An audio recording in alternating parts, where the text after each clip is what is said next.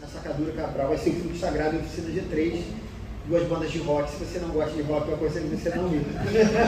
Não tem nada a ver com isso que eu faço aqui na igreja. Aqui eu faço carinho na bateria, né? Lá eu dou uma maltratada na bateria. Ok? Então tá, queria chamar o nosso irmão, o pastor Juscelino, que vai nos trazer a mensagem. Como os irmãos sabem, né? As nossas mensagens são baseadas na nossa leitura bíblica devocional. Eu fico com aquela leitura de segunda a sexta.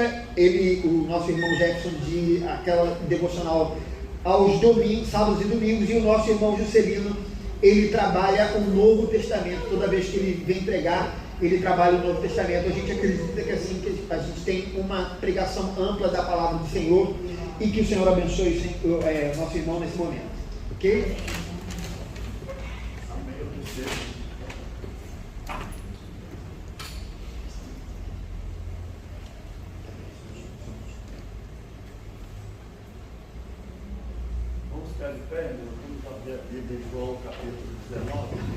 Bom dia para a igreja e a graça e a paz do Senhor Jesus. Vou pedir aos irmãos que tenham um pouquinho de paciência. A gente vai ler entre versículos. João capítulo 19, nós vamos ler do versículo 17 até o 37. Este é um pouquinho longo, quem puder ficar em pé, fique. Quem não puder, tudo bem. João capítulo 19, versículo 17 até o 37.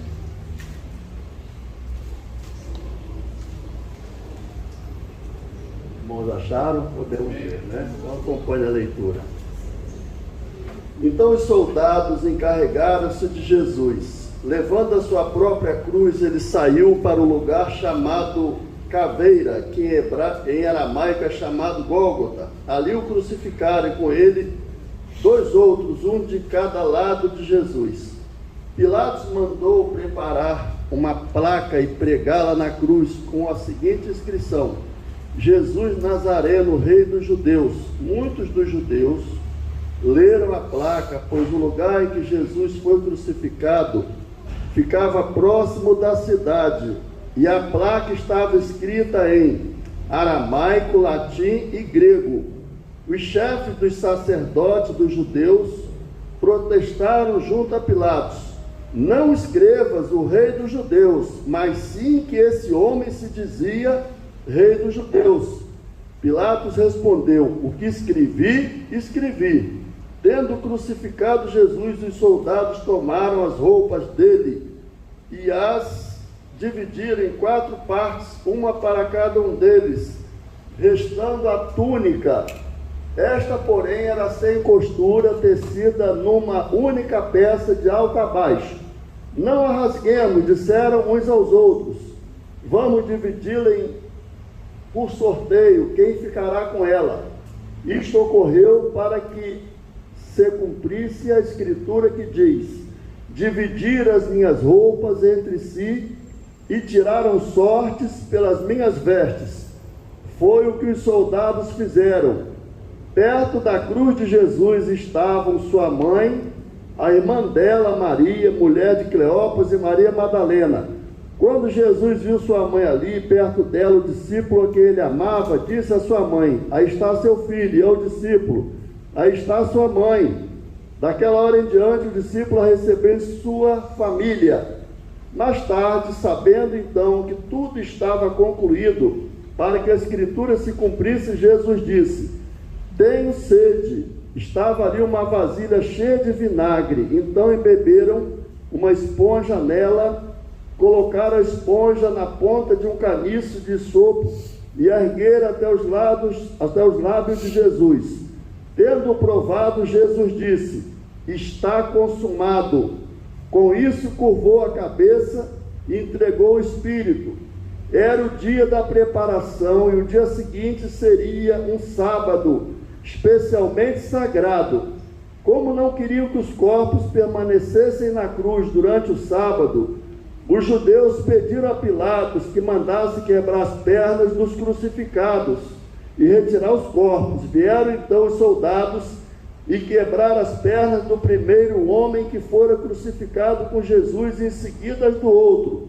Mas quando chegaram a Jesus, constatando que já estava morto, não lhe quebraram as pernas.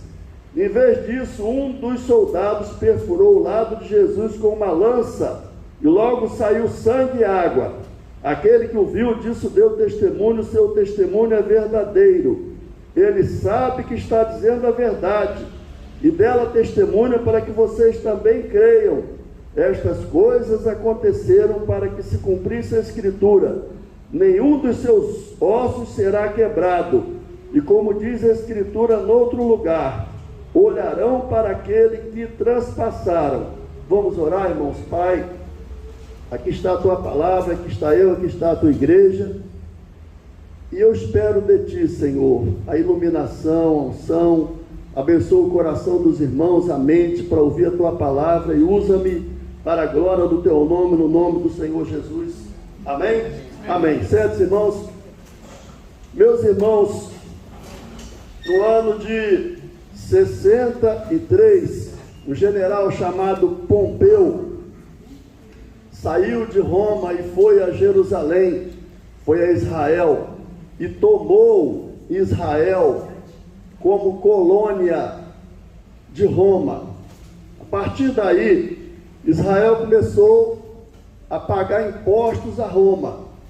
E mais tarde, um homem chamado Herodes foi posto como rei dos judeus, e Pôncio Pilatos foi posto como encarregado da parte judicial. Muito bem. Aqui nesse texto que nós lemos, nós estamos vendo um dia na história de Israel em que 3 pessoas são levadas para serem crucificadas. A crucificação não foi uma criação dos romanos, ela foi criada no Império Persa e antecedeu o Império Grego. Veio o Império Persa, depois veio o Império Grego e depois o Império Romano, que foi o último império mundial.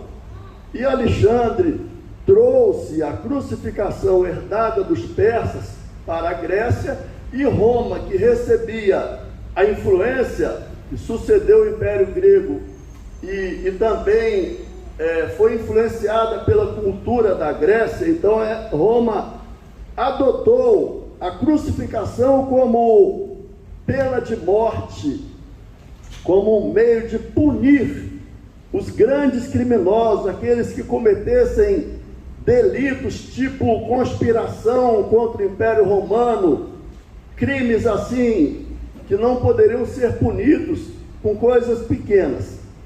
Por que eu estou dizendo isso? O tema dessa mensagem é: não despreze as profecias. Vamos dizer juntos?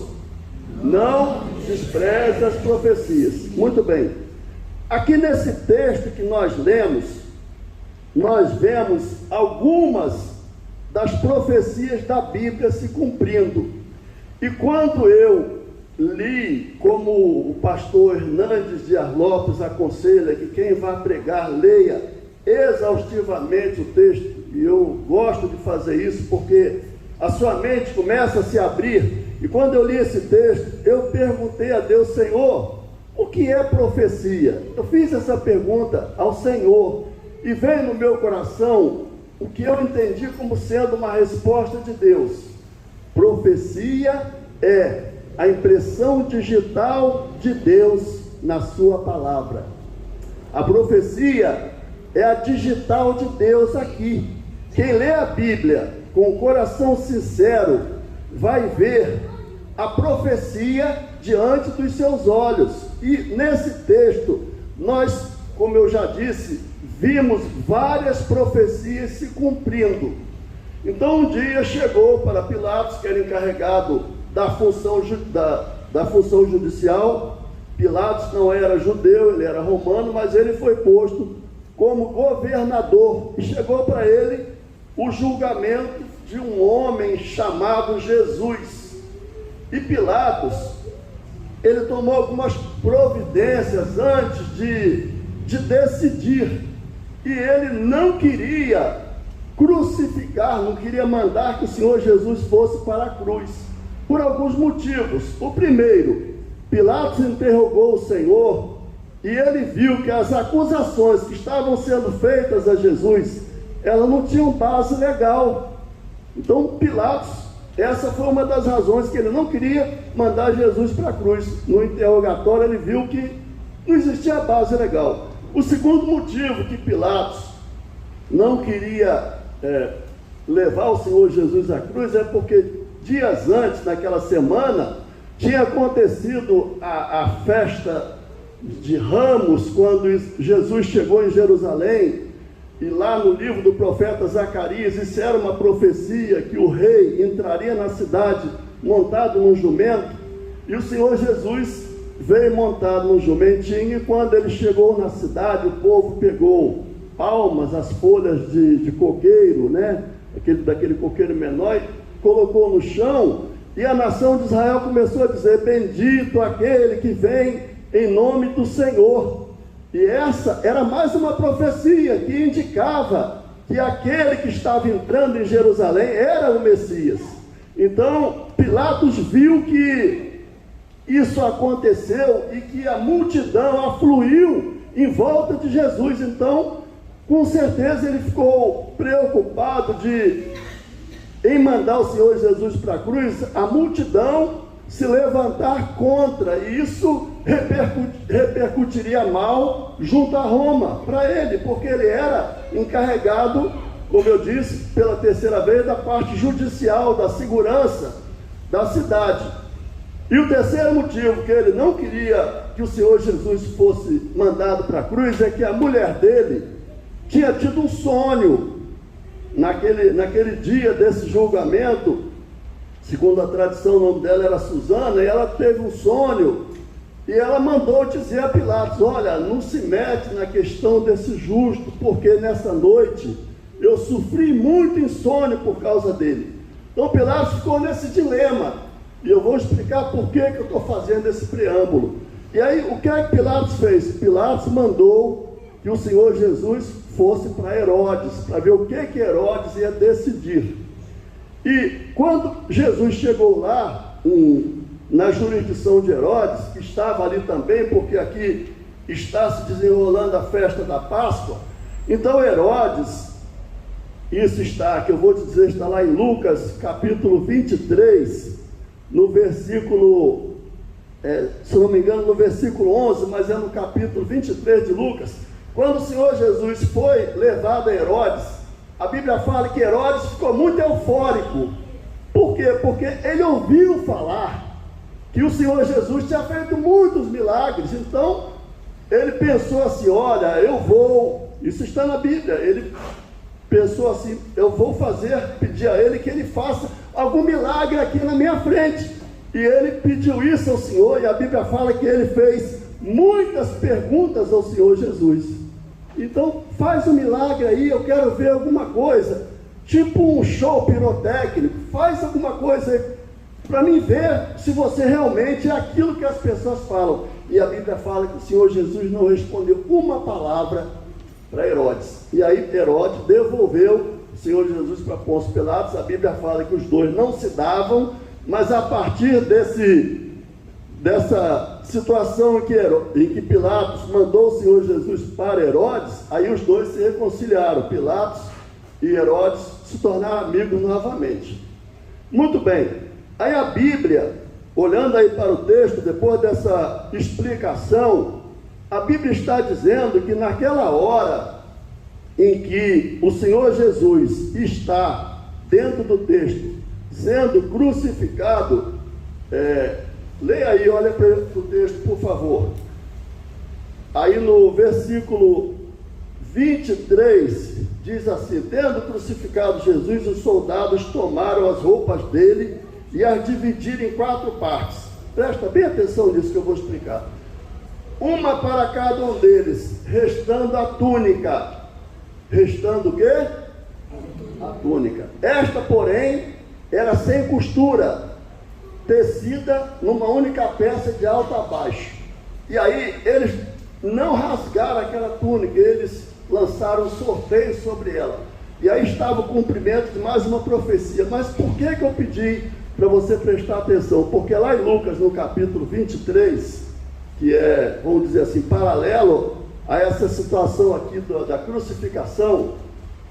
Quando o Senhor Jesus foi enviado lá para Herodes interrogá-lo, a Bíblia fala que Herodes o desprezou. Depois de Herodes pedir para o Senhor fazer um sinal, faz alguma coisa, ele não fez, a Bíblia fala que Herodes o desprezou. E Herodes pegou uma capa e colocou sobre o Senhor. E a Bíblia fala, usa a expressão uma capa esplêndida, ou seja, era uma capa de valor, uma túnica foi posta sobre o Senhor. Então, quando você lê o texto aqui de João 19, você pensa, essa túnica era de Jesus. Não, foi Herodes que colocou sobre ele. Talvez, a gente às vezes lê a Bíblia e passa por cima desses detalhes, mas isso é um fato. E nessa hora aqui, essa capa que fazia parte do calendário profético, Herodes colocou sobre o Senhor. E quando chega a hora da cruz, então aí está o cumprimento nesse texto de duas profecias. Uma, que as vestes de Jesus seriam divididas, e outra, sobre a túnica dele, eles iam disputar através de sorteio. Então o tema da palavra é: não despreze as profecias. Então Jesus estava diante dos soldados, eles estavam disputando as roupas dele, e nem de longe eles pensavam que aquilo ali era o cumprimento de profecia. Então houve um desprezo pelas profecias. Talvez até os soldados romanos ignorassem isso, mas os judeus conheciam a Escritura, eles estavam vendo isso, mas parecia que é como se tivessem encoberto os olhos dele. Esse é o primeiro ponto que eu quero explicar. E cumpre-se duas profecias. Outra coisa que eu quero falar, que também o Espírito Santo me fez lembrar, eu vou deixar o celular aqui para me acompanhar o horário. O Espírito Santo me fez lembrar, quando eu estava meditando sobre esse assunto, queria que você prestasse muita atenção no que eu vou dizer, é que o trabalho de Deus na nossa vida, e isso é aquilo que o pastor Hernandes de Lopes ensina a quem prega, é a aplicação do texto. Aqui você está vendo a crucificação. Então, quando eu estava meditando, isso veio ao meu coração. O tratamento de Deus exige que nós passemos um período de humilhação. Eu vou te provar isso dentro da Bíblia. Quando você é chamado para pertencer a Jesus, você vai passar por um processo de humilhação. Eu vou te dizer por que Deus faz isso. Se Deus chamar uma pessoa e deixar a pessoa como ela está, ninguém vem para Cristo humilde, ninguém aceita Cristo santinho, ninguém vem para Cristo com uma mente santa, limpa, ninguém vem para Cristo com uma boca limpa. Até mesmo as boas obras que as pessoas fazem, alguém já disse, quando as boas obras não são feitas, movidas pelo Espírito Santo, então alguém disse, a pessoa ajuda um cego a atravessar a rua, mas chega lá do outro lado, ela vai olhar para trás para ver se alguém vai bater palma para ela. Ou seja, até as boas obras que muita gente faz, elas são acompanhadas de ego, porque o homem tornou-se um ser egoísta. Então essa humilhação que eu estou falando, que é um processo de Deus na minha e na sua vida, ela visa a nossa purificação, porque a nossa comunhão com Deus, o nosso contato com Deus, ele não pode acontecer de qualquer jeito. Então eu disse a você que eu vou te provar na Bíblia que essa humilhação faz parte do tratamento de Deus com todo aquele que se aproxima dele. Isso vai de encontro a muita coisa que é pregada na televisão, porque na televisão você vem para a igreja, passa no Vale de Sal, faz não sei o que e fica rico. É isso que você ouve na televisão. Eu estou falando alguma coisa que você não vê aí no vídeo durante a semana, não é assim? Mas isso não é verdade. Quando eu aceitei Jesus, foi no ano de 1977, nem de longe pastor pregou a mensagem, eu ainda lembro, falou sobre as cordas de um violão, que é desafinado para quem toca, para quem ouve, mas com Cristo esse violão torna-se harmonioso. Aquilo falou no meu coração, e eu comecei a chorar lá atrás, do nada assim, fiquei com muita vergonha, e eu vim à frente, até quase que conduzido assim, espiritualmente, mas eu nem de longe passava na minha cabeça que eu tinha que ser crucificado com Jesus, porque não dava nem tempo do pastor explicar aquilo ali. O apóstolo Paulo disse em Gálatas 2:20: eu já estou crucificado com Cristo, e vivo não mais eu, mas Cristo vive em mim. Isso é uma das coisas mais profundas que o Espírito Santo me ensinou. Eu não sirvo para Deus do jeito que eu saí da barriga da minha mãe. E quando você vai ler as cartas doutrinárias do Novo Testamento, você vai ver que esse é o assunto que o apóstolo Paulo mais bate. Ele diz: fazei morrer a vossa natureza terrena. Aquele que mentia, não minta mais. Aquele que bebia, não beba mais. Aquele que se prostituía, não se prostitua mais. Aquele que vivia para si, agora deixa de viver para si. E igreja é isso. Eu estou aqui dando o meu tempo, o pastor está aqui dando o tempo dele, você está aqui dando o seu tempo para os irmãos, compartilhando o momento de comunhão com o Espírito Santo e com os irmãos. Esse é o trabalho de Deus. Quebrar o grão de trigo, porque se o grão de trigo cair na terra e não morrer, ele fica só. Mas se ele morrer, ele dá muito fruto. Quando é que sua família é abençoada? Quando você deixa a cruz de Cristo matar o seu ego. O seu ego, meu irmão, o meu ego, ele cheira mal. Eu vou contar uma coisa vergonhosa para vocês. Eu fui fazer um tratamento de canal, e quando a dentista abriu o meu dente, eu nunca vi uma coisa com cheiro mais podre do que o que estava aqui dentro. Nem de longe eu imaginava isso. O nosso pecado é assim, ele nos torna mal cheirosos, e a dentista teve que botar um produto, ela dizia que era semelhante a uma água sanitária, antes dela fechar, para poder tratar aquela infecção que tinha aqui no dente, e eu nem sabia que eu tinha essa infecção. Então, quando você vem a Cristo, você vem mal cheiroso, mas Cristo, como aquela dentista colocou um produto e tratou a infecção do meu dente, Cristo trata a sua infecção. Amém. Mas para isso você precisa, isso é um outro ponto que o Espírito Santo me ensinou, você precisa receber a palavra, e a palavra precisa chegar no seu coração. E depois que ela chega no seu coração e você considera no seu coração, essa palavra tem que vir para as suas mãos e se transformar em atitude. Qual é o problema de muitas igrejas hoje? Ouvir a palavra, como eu disse, e ser ensinado errado. Você veio, ouviu uma palavra, você viu lá que Gideão deu o seu boi, então você dá uma grande oferta e está tudo bem. Não está tudo bem, porque o problema do homem não é no bolso, é no coração. Deus quer não remodelar, não reformar, mas me dar um coração novo. Ele disse: eu tirarei o vosso coração de pedra e vos darei um coração de carne. Um coração que, quando ouve uma palavra dessa, ele estremece, e ele sente o Espírito Santo dizer: sua vida precisa se render, você precisa morrer para você mesmo, você precisa se mortificar, para que a sua família, você como pai, para que a sua família seja abençoada, você precisa ser crucificado com Cristo. Para que a sua igreja, essa igreja aqui seja abençoada, a minha vida e a sua vida precisam ser crucificadas com Cristo.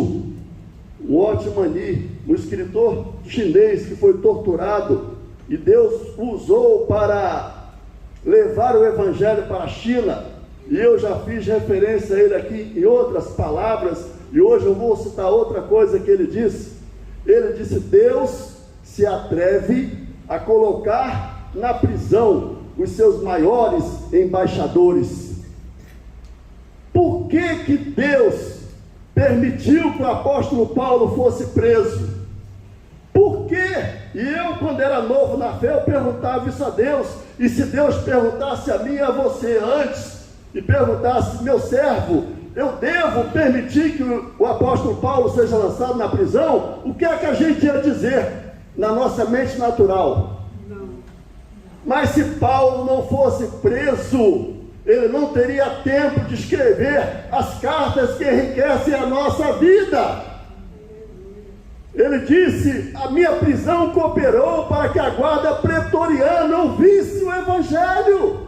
As minhas prisões contribuíram. Paulo nunca imaginou que o que ele escreveu ia nos edificar hoje. Então é como Jesus disse a Pedro: o que eu faço você não sabe agora, mas você saberá depois. Vou mais além. Se Deus perguntasse a você se ele deveria permitir que José fosse encarcerado dos 17 até os 30 anos, você ia dizer o quê? Não, Senhor, livra teu servo da prisão. E Deus livrou? Sim ou não? Deus permitiu que José fosse preso. Se antes de Jeremias ser lançado no fundo de um poço, ele perguntasse a nós: Senhor, o teu servo é um profeta levantado por ti desde o ventre da mãe, o Senhor, e Deus perguntasse: eu devo permitir que Jeremias seja lançado no calabouço? Você ia dizer não. Eu também ia dizer não. Mas Deus, para tirar a escória, a sujeira da minha e da sua vida, Ele precisa muitas vezes permitir que nós passemos por humilhação, que nós sejamos apertados, que nós vejamos um parente nosso descer ao túmulo, para que a gente aprenda que a vida não é o que a gente pensa, que nós não podemos viver de oba-oba, que a vida não é um carnaval. Eu vi minha mãe em cima de uma pedra fria, e no meu coração eu disse: hoje é ela e amanhã sou eu. Isso é uma realidade. Nós vamos passar por isso. E Deus não quer que a gente parta desse mundo de qualquer jeito. Pedro disse que a nossa fé é como ouro que é tirado da terra. O ouro é tirado da terra limpo ou sujo? Responda. Sujo. Para ele se tornar limpo, o que é que precisa ser feito? Fogo. Quando o fogo é aplicado no ouro, o ouro derrete e a sujeira se separa do ouro. Quando você passa por humilhação, você vai para os pés do Senhor e você chora, e o Espírito Santo entra em ação na sua vida, e você sente que você precisa se separar de escória para que o Espírito Santo te encha. Não é porque Deus seja um sádico que queira o seu sofrimento. Deus te disciplina porque Ele é seu Pai. Não há pai que não discipline seu filho. Isso está na Bíblia. O pai corrige o seu filho para que ele se torne uma pessoa melhor, e Deus nos corrige para que nós nos tornemos participantes da sua santidade. Você é participante da santidade de Deus. Hebreus 3 diz que nós recebemos uma vocação celestial. Você recebeu uma vocação humana do seu pai e da sua mãe. Quando você vem para Cristo, o Espírito Santo te ilumina, Ele começa a te santificar, Ele começa a te incomodar. Quando você faz alguma coisa errada, acende o sinal vermelho dentro de você, você fica inquieto, você fica inseguro. Davi sentiu isso, e ele disse: enquanto eu me calei, envelheceram os meus ossos. Então disse eu: confessarei ao Senhor as minhas transgressões, confessei-te o meu pecado e a minha maldade não encobri, e tu perdoaste a maldade do meu pecado. Qual o pecado seu que foi perdoado? o pecado que você confessou. Pecado não tem prazo de validade. O Senhor Jesus está aqui na cruz por causa do pecado da humanidade. Eu vou ter que ir além, tenho ainda alguns minutos. Então, na cruz eu tiro essa lição. Deus nos permite passar por humilhação. Vamos em frente. No versículo 28, aí diz que os soldados, quando o Senhor Jesus estava na cruz, pegaram uma estopa, prendeu num caniço com vinagre e colocou na boca do Senhor. Aí estava se cumprindo mais uma profecia, que está lá no Salmo 69, versículo 21, que diz: na minha sede deram-me vinagre a beber. Não despreze as profecias estavam ali, frente a frente com eles. Vamos mais para frente um pouquinho, lá para o versículo 36, outra profecia se cumprindo, que diz: nenhum dos seus ossos será quebrado. Salmo 34, versículo 20. A cruz estava diante da nação de Israel, o Senhor Jesus preso ali, o seu sangue derramado. Era uma tradição, houve aí não era uma tradição, mas houve uma pressão da sociedade para que os soldados quebrassem as pernas, até porque a tradição religiosa, os judeus, movidos pela tradição religiosa da Páscoa, eles pediram que, como quem diz assim, a gente quer se livrar logo desses 3 sentenciados de hoje, quebra as pernas deles, porque eles morrem logo. E aí, os soldados foram lá, tinha 2, um de cada lado, vivos ainda, quebraram as pernas dele. Quando chegaram no Senhor, o Senhor já estava morto, as pernas não foram quebradas. Cumprimento de mais uma profecia diante dos olhos de Israel. A última profecia que está aí no texto, só nesse texto você já viu várias profecias. Aí está Zacarias, capítulo 12, versículo 10, se cumprindo. A palavra de Deus diz, e como diz a Escritura noutro lugar: olharão para aquele que transpassaram. Quando eu estava meditando nessa palavra, o Espírito Santo me fez lembrar dessa expressão: olharão para aquele que transpassaram. Olharão. Em nenhum momento, presta atenção nisso, que nós já vamos concluir a mensagem. Em nenhum momento a Bíblia manda você, presta atenção em nome do Senhor Jesus, que isso falou muito ao meu coração.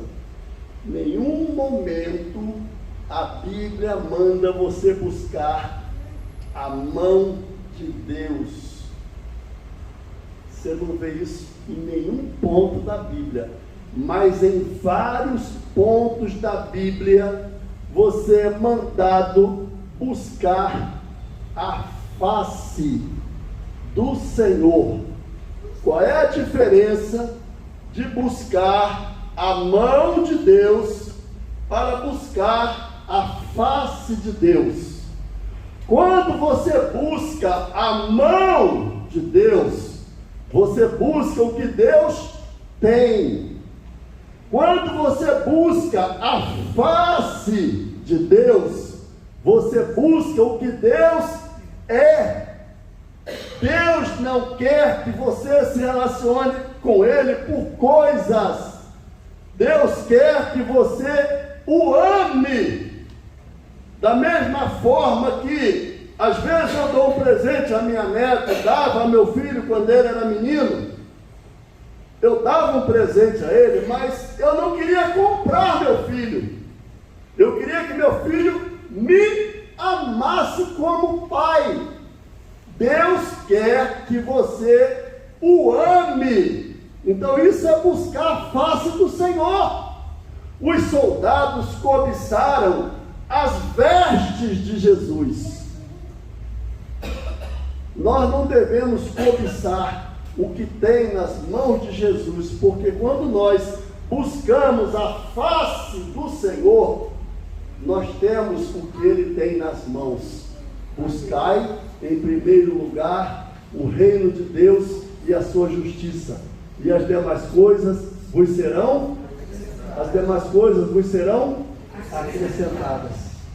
Eu pergunto a você: o ímpio desfruta do que tem na mão de Deus? Pense, cristão, pensa, não responda sem pensar. O ímpio desfruta do que tem na mão de Deus? Para você não errar, eu vou te ajudar. Sim, desfruta do que tem na mão de Deus. O Senhor Jesus disse que Deus é bom para com todos e faz com que o seu sol e a sua chuva nasça sobre justos e injustos. Então Ele tem, toda a humanidade é beneficiada pelo que tem na mão de Deus. Aí eu pergunto: toda a humanidade desfruta de quem Deus é? Não. Quem é que desfruta de que Deus é? A igreja. Porque a igreja é a noiva de Cristo. Porque a igreja é o corpo de Cristo. Você e eu, nós desfrutamos não só do que tem na mão de Deus, mas do que Deus é. Então vamos comprovar isso na Bíblia. Eu vou passar alguns versículos para você. Vamos lá. Eu anotei aqui alguns versículos. Do Salmo 18, 6. Salmo 18, a irmã gosta de anotar, eu espero um pouquinho. Salmo 18, 6 diz: meu clamor chegue perante a tua face. Segundo Crônicas 7, 14. Todo mundo sabe de cor, mas às vezes não presta atenção. Diz assim: se o meu povo, que se chama pelo meu nome, se humilhar e buscar a minha face, e buscar a minha, não é a minha não, buscar a minha face, e se converter dos seus maus caminhos, eu farei o quê? Ouvirei dos céus, perdoarei os seus pecados e sararei a sua terra. Você quer bênção, busque a face de Deus. Você quer bênção, se ajoelhe e ore. Você quer bênção, leia a Bíblia. Isso às vezes exige esforço, exige que você saia do conforto. Às vezes exige que você acorde um pouquinho mais cedo. Mas nunca diga que você não tem tempo para isso, porque isso é a prioridade da sua vida, porque o Senhor é a sua vida. Moisés disse isso a Israel e Paulo disse em Colossenses 3, Cristo é a vossa vida. A prioridade da sua vida não é ganhar dinheiro, a prioridade da sua vida não é fazer cirurgia plástica, a prioridade da sua vida não é se sentir um tal, a prioridade da sua vida é Cristo. Cristo em vós, esperança da glória. Até que Cristo seja formado em vós. O trabalho do Espírito Santo, quando o pastor manda, pede para você ler a Bíblia, é que você leia a Bíblia e desfrute, não do que Deus tem, mas do que Deus é. Deus quer ser prioridade na sua vida. Amarás o Senhor teu Deus de todo o teu coração, de toda a tua alma, de todo o teu entendimento. Se eu não amo a Deus acima de tudo, acima da minha esposa, dos meus filhos, do meu salário, da minha posição de militar ou de qualquer outra coisa, porque, irmãos, tem gente que ama o carro, dá a vida pelo carro, ama a casa. Teve um pastor que disse: isso é muito sério, que se Deus enriquecer muitos cristãos, eles vão se afastar da igreja. E a Covid veio como uma provação. E o pastor disse a mim: Juscelino, muita gente se afastou da igreja durante a Covid. E muita gente não vai voltar nunca mais. Isso é para a gente chorar, irmãos, e para ter cuidado da nossa vida.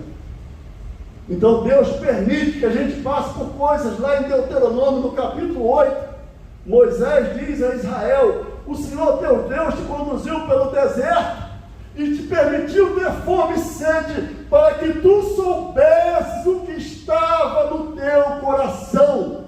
Deus não precisava saber o que tinha no coração de Israel. A provação não é para Deus saber quem eu sou, porque Ele sabe. É na provação que eu vejo quem eu sou. Se eu vou me revoltar contra Deus, ou se eu vou me humilhar e me ajoelhar diante dEle. É na hora que você vê a provação. E eu quero dizer uma coisa a você: naquele momento que você foi provado, Deus estava com você. Amém. Amém. No momento que Daniel foi jogado na cova dos leões, ele disse: Deus enviou o seu anjo e fechou a boca do leão. No momento que os moços foram lançados na fornalha ardente, Nabucodonosor chegou ali. Quando ele olhou, o quarto homem estava na fornalha. E ele disse: eu vejo mais alguém com eles. A gente lançou 3, mas tem 4. Então Deus permite esse tipo de coisa. É como se nós precisássemos ser exprimidos. A Bíblia diz que quando o anjo foi tirar Ló de Sodoma, ele apertou com Ló, como quem diz: vem, vem, deixa Sodoma para lá, me acompanhe, essa falta desse mundo podre, vem. E a Bíblia diz que Ló tinha sua alma assim comprimida contra ele sofria pelo que ele via em Sodoma. O mundo é uma Sodoma e Gomorra, e você não pode amar o mundo. A Bíblia diz: não ameis o mundo, tem o que no mundo há. Se alguém ama o mundo, o amor do Pai não está nele. Porque o mundo passa a sua concupiscência, mas aquele que faz a vontade de Deus permanece para sempre. Amém. Aquilo que as pessoas cobiçam passa. O carnaval vai passar, o Rock in Rio vai passar, o ouro vai passar, o dinheiro, a poupança, o Elon Musk, o homem mais rico do mundo, tudo vai passar, mas Jesus não passa. Aleluia. Jesus fica com você. Um dia, o seu corpo, né? Eu era de gabava, eu andava depressa, corria, tinha um fôlego tremendo. Depois da Covid, eu comecei a sentir um cansaço, pastor, uma coisa assim. E eu vejo que meu corpo não é mais o mesmo. 66 na cara. Não tem mais 25. Hoje eu tenho que atravessar a rua com mais cuidado. O corpo começou a gastar. São bonitinhos hoje, mas um dia vai passar. Mas Jesus não vai passar nunca. Diga amém, meu irmão. Amém? Então, meus irmãos, Deus permite que a gente passe por aperto.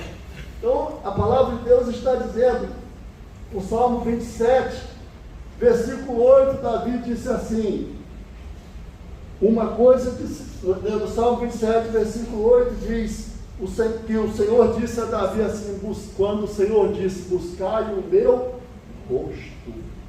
Davi recebeu a voz de Deus no coração dele, e você está recebendo a voz de Deus no seu coração. A mesma voz que Davi ouviu está falando com você: buscai o meu rosto.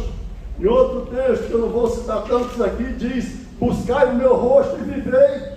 Então Davi disse que Deus falou no coração dele. E o que foi que Deus falou? Davi, busca o meu rosto.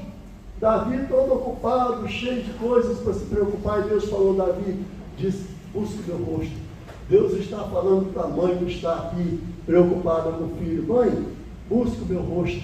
Deus está falando com quem está ansioso, porque está com dívida para pagar: busca o meu rosto. Deus está falando com quem está aqui preocupado com a enfermidade: busca o meu rosto. Deus está falando com quem aqui está preocupado com o que vai fazer amanhã, como vai se virar. Deus está falando: busca o meu rosto.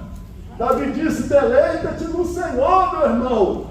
Deleita-te em Deus, entrega o teu caminho ao Senhor, confia nele, o mais Ele fará. Deus não vai te desamparar na sua tribulação, Ele vai permitir que você passe, mas Ele vai enviar o seu anjo para estar com você. Pedro foi lançado na prisão, e ele ficou tão abismado que ele pensou que estava sonhando. 4 soldados em volta dele, de repente o anjo chega, abre o cadeado, faz os soldados dormir e sai puxando Pedro pela mão. Deus vai tirar você da sua tribulação no momento difícil que você passa. Deus permite que você seja prensado, porque não existe azeite sem azeitona prensada, não existe suco de uva sem uva esmagada. Assim é você, assim sou eu, na mão do Senhor. Que Deus nos abençoe. Não olhe só para o que tem na mão de Jesus. Queira a face do Senhor. Pastor, glória a Deus. Que Deus nos abençoe. E como eu fui abençoado por essa palavra, eu espero que você seja também. E que você dê toda a glória. Deus falou que você dê toda a glória somente ao Senhor. O meu coração e tudo que há em mim, entrega ao meu viver, por amor a ti.